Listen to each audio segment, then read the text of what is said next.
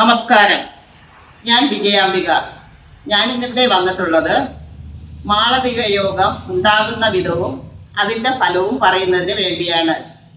ഈ യോഗം പുരുഷന്മാർക്ക് മാത്രമേ യോഗഫലം ലഭിക്കുകയുള്ളൂ.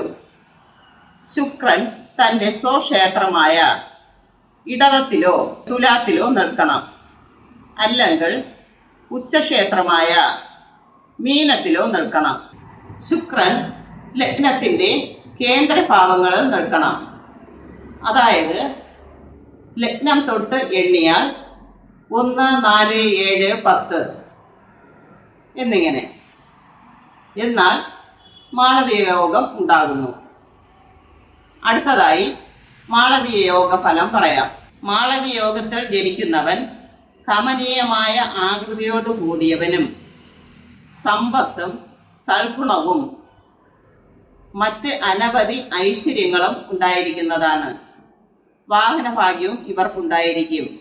ശൃംഗാരാദി വിഷയങ്ങളിൽ താല്പര്യം ഉണ്ടായിരിക്കും. എല്ലാ കാര്യങ്ങളിലും അറിവും ഉണ്ടായിരിക്കും.